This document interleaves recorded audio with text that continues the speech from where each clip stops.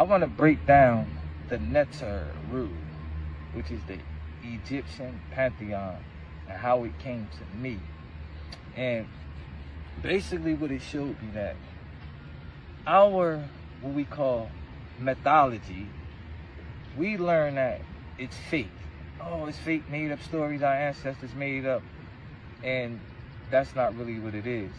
Mythology is the same thing that religion is. It's parables, it's hidden messages in plain sight. And for the people that's not initiated, they don't understand it.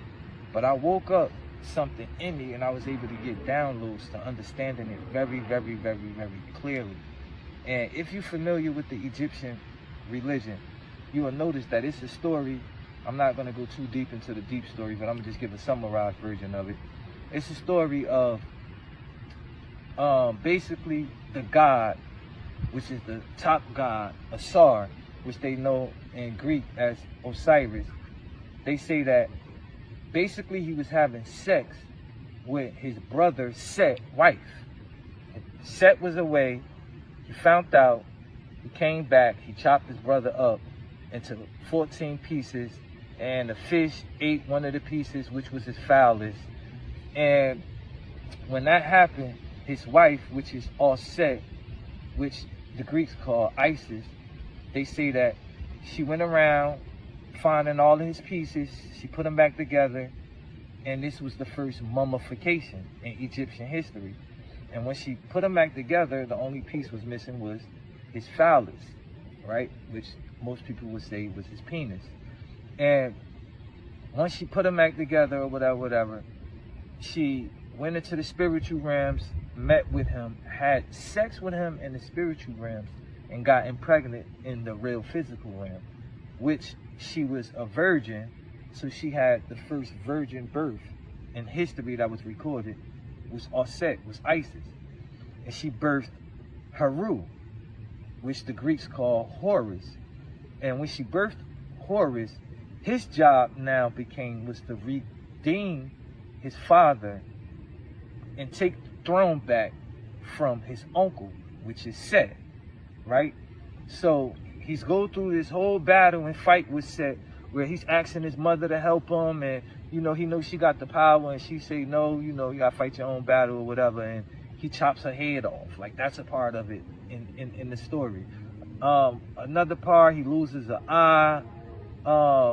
Then he uses Tahuti, which is the god of wisdom, to help him fight, and this and this and that. So the whole thing, after the whole fight, he wins and he redeems the kingdom. But he never kills Set. He never kills him. He uses him. He allows him to become a part of his pantheon. And Set is a part of the pantheon, right? That's the story.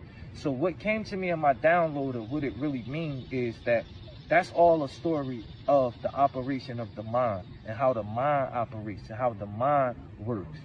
So if you really look at it, so what it really told me was Ausar, the father, represents the oneness of all mind, because all mind always starts off as one. This is the beginning, what it all starts off at, right? It's one. So the oneness, of course the oneness has sex with his brother wife.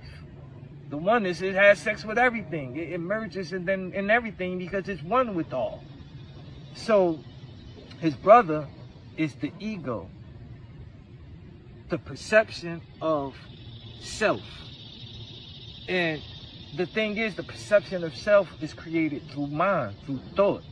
And our thoughts is what chops up the mind.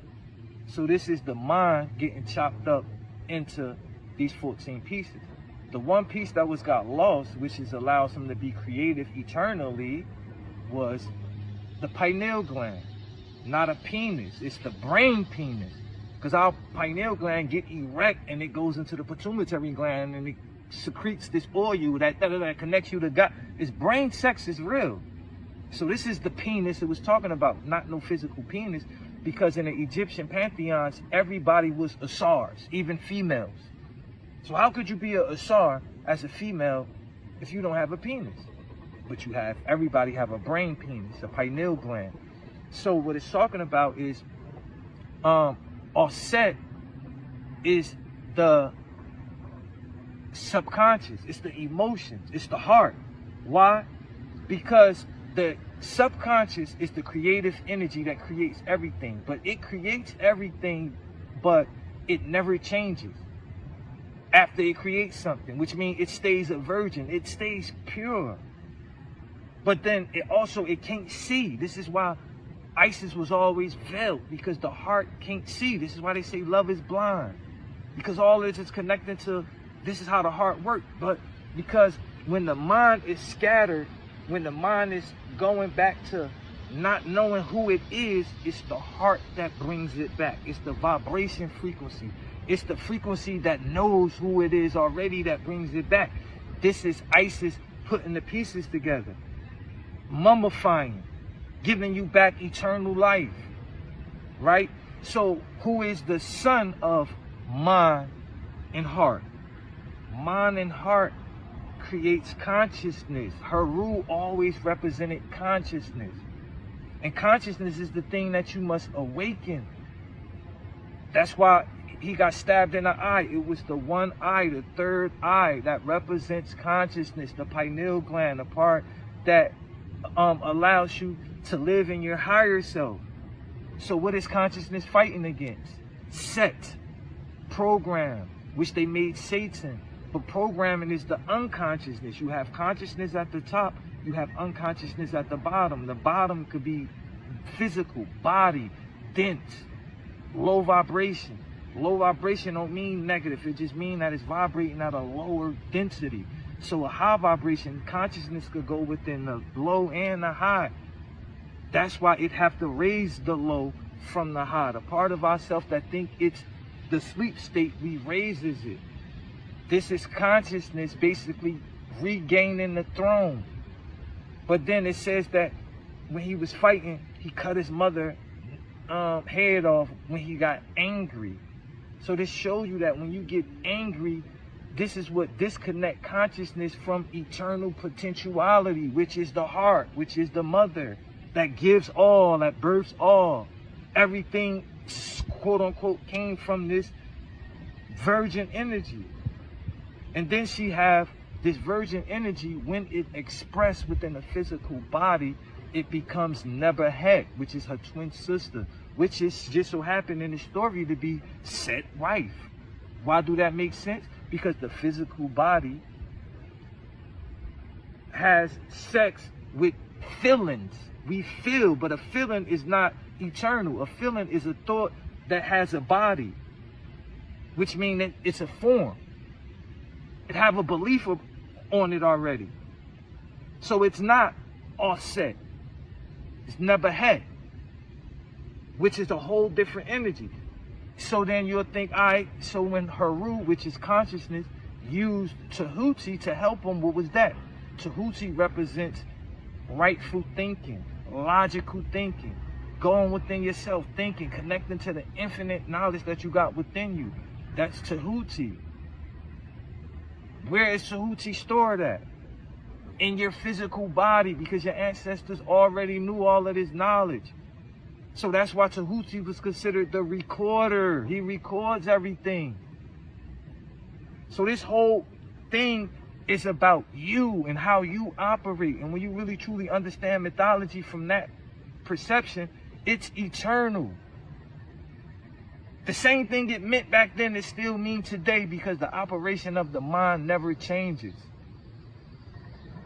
And on that note, share, like, and comment what you think about this video. Peace and love. Have you ever worn something that shifted your whole energy? Something that didn't just look good, but felt good to your soul? That's what the Self-Lection Chakra Meditation Hoodie was created for. Each hoodie is designed with 7 chakra crystal pockets, carefully placed to align your energy while you move, meditate, or manifest. This hoodie allows you to connect real healing stones to each chakra center, fixing a problem most meditators never even knew they had. And that's not all. It flips into a backpack with a built-in pocket, so you can carry it when it's too hot during the day, while keeping your things close and your energy protected. Every hoodie is blessed before shipping, charged with pure intention, and made to remind you that your power is within. This isn't just clothing, it's protection, it's purpose, It's self-lection. If you're ready to align your energy and experience the magic, visit Self-Lection and follow us on TikTok, Instagram, and Facebook at Self-Lection.